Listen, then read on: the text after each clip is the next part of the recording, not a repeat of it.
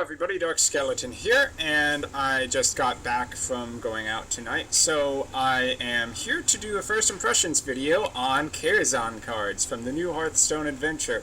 I mean, oh my god, we're so shocked that it was Karazhan, right? And is that supposed to be Medivh up there? That smug look that looks straight out of Tangled, the Disney movie? I don't even know.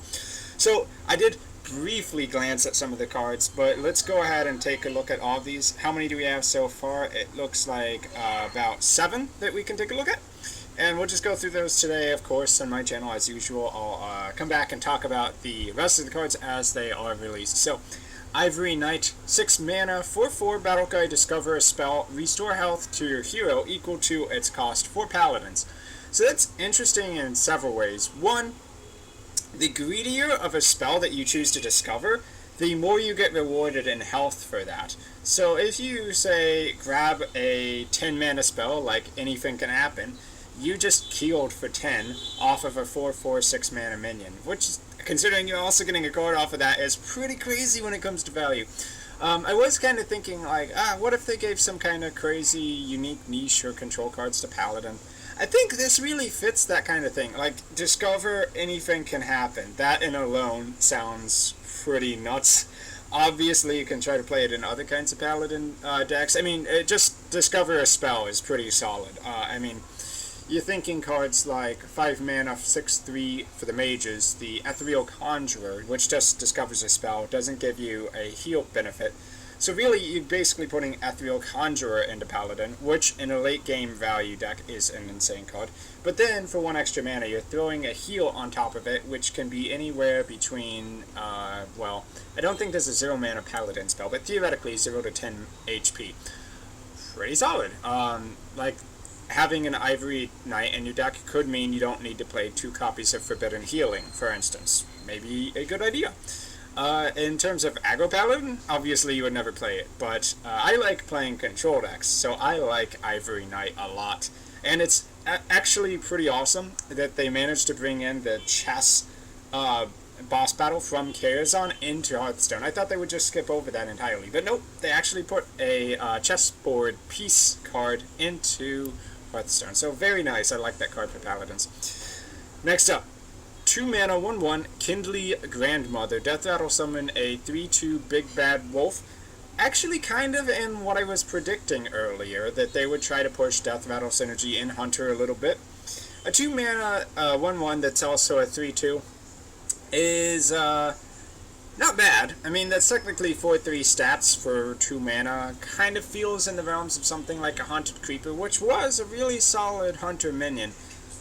Pretty weak to stuff like Silence, but we don't see Silence that much. I think if you can afford to play a slower Hunter deck, then Kindly Grandmother becomes kind of a pain to deal with.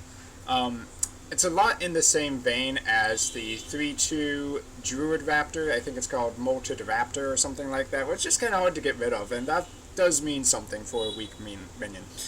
That said, it's a 1/1, so it's very ignorable. You would never pop it yourself unless you planned on killing the wolf as well. Overall, it's a decent card. Definitely doesn't fit into current Hunter decks, I think, so much, but if you're gonna go for Death Rattle synergy, then maybe. Next up, Barnes. 4 mana, 3/4 legendary. Battle Cry, summon a 1/1 copy of a random minion in your deck. Holy crap, I thought for a second it said summon a 1/1 copy of every minion in your deck. I might need to get my eyes checked there. But a 4 mana 3/4 is not really saying a lot. A 4 mana 3/4 that summons a 1/1 is interesting. In terms of stat value, that's just kind of average. But what minion would you want on the field without a Battle Cry that's a 1/1? Probably Ragnaros the Firelord comes to mind, Sylvanas Windrunner comes to mind. Anything like that that just has a really strong effect on the board would be crazy to get out for 1 mana effectively. Okay, so if you're playing like a mid-range deck, that could be really good. If you're playing a control deck, I think that would be pretty good. Like maybe getting Baron Geddon on the field wouldn't be too bad. Control Warrior could be something like that. Or could also be like a Loot Hoarder. A 1/1 Loot Hoarder that draws an extra card on top of that. That's pretty good synergy, so possibly in his Oth decks. There's a lot of possibilities for this guy, but obviously you play him in a slower deck that can afford to play slow cards like this, because, you know, once again, 3-4 stats not that great. Next up, the Curator, 7 mana for 6 mech. Interesting that it's a mech, because that means mech synergy, theoretically. Maybe more in wild mode. But Taunt, Battlecry, draw a Beast, Dragon, and Murloc from your deck. So a 7 mana draw 3 is ridiculous. That would be like Ancient of Lore, the old version, on crack, and everybody knows Ancient of Lore was 2 copies of until it got nerfed for the draw 2 potential. Problem is, you have to be playing a Beast, Dragon, Murloc deck if you want to get all 3. You could just play like Dragons and Murlocs or Beasts and Murlocs. Or you could just have like 1 copy of each, and then you know exactly which 3 cards you're going to draw into your hand. So kind of a few different ways to play that out. But a 4/6 Taunt for 7 mana that draws 3, definitely worth the extra 2 mana. Even a draw 2, definitely worth the mana. And a draw 1, if it's a very specific card that you want to add to your hand, could be worth it as well. So that is a pretty solid minion. It's in the realms of something like Reno Jackson, but the problem is, once again, you have to be playing that weird deck. Who plays a Beast, Dragon, Murloc deck? Probably me after this set comes out, but yeah, you get the idea there. Okay, 5 mana Rogue minion, 5/6 stats, very solid. Ethereal Peddler, Battlecry, reduce the cost of cards in your hand from other classes by 2. Okay, that is interesting. So what you'd be thinking is something like a Burgle deck that possibly also has the 2 mana Undercity Peddler, or whatever it's called. And you steal those cards from your opponent's deck, or just that class, add them to your hand, and then you get to play them for basically free with this.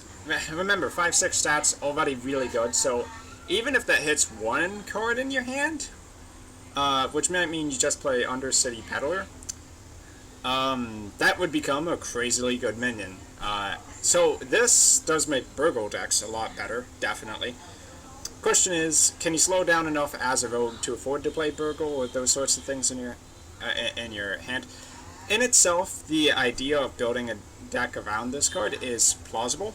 I like it a lot. It's definitely strong, and if you are playing anything that adds extra cards to your hand, I'd say there's a lot of reason to play Ethereal Peddler. Remember, 5/6 stats, the best that I think any card in the game that doesn't have a negative drawback. 5/6 stats is the most that's been seen. The only other card that has 5/6 stats for 5 mana is the what's it called? The Arena Master or something like that, and that has no extra bonus. So sick card. Next, 1 mana Enchanted Raven, a 2/2 beast for 1 mana. Pretty solid. Kind of giving Beast Druids another option. I'd say 1 mana 2/2 is pretty reasonable, and especially if you buff that up to a 4/4 with Mark of Yasarish on turn 2.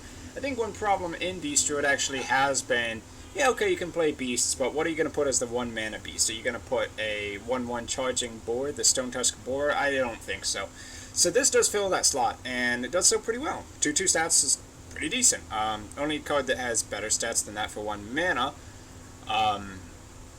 is, except for the Injured Calvir, which is really a 2/1 that can be a 2/4, is the Zombie Chow, which no longer in Standard and was pretty overpowered to begin with, and that card also has the drawback of giving your opponent 5 health. So I think dropping the health by 1 is fine. It can trade with a lot of 2-drops, and that's kind of a big deal, especially when you throw in Mark of Yasarish. Okay, so last card for right now. Firelands Portal, 7 mana, deal 5 damage, notably can be to opponent's face or to a minion. Summon a random 5-cost minion.